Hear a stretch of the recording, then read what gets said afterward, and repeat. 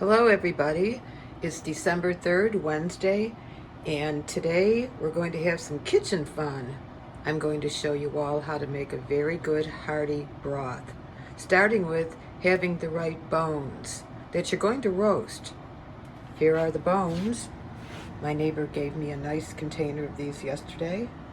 And so what I've done so far is trimmed excess fat, put them inside this baking dish, in which case we're going to put them in the oven until the fat is melted and these bones are nice golden brown. We want that because it will add to the rich color of the broth. So into the oven they go. Okay everyone, the bones are in the oven where they'll remain until they're golden brown, and then they go right into the soup pot. So we're closing the door now. See you later, bones. Time to check on our progress here, everybody.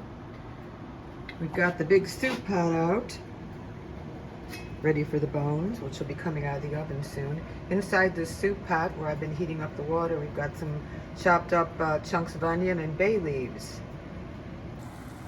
All right, the bones are officially out of the oven and are about to enter the soup pot. As you can see, quite a bit of residual fat is off those bones. All right, enter the soup pot. Ah, perfect. Lower this a little bit. I'm doing this with two hands, everybody. All right, in it goes. In they go. All right, you get the idea. After you roast those bones, into the soup pot. Our soup bones are now in the pot where they're going to simmer for probably about 7 hours.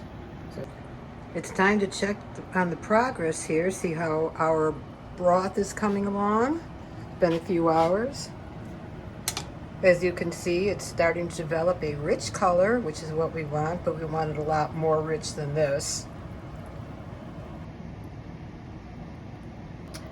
All right, we are definitely getting ready to wind things down here, folks. This broth has been simmering for several hours. It's nice and rich, which is the way I wanted it.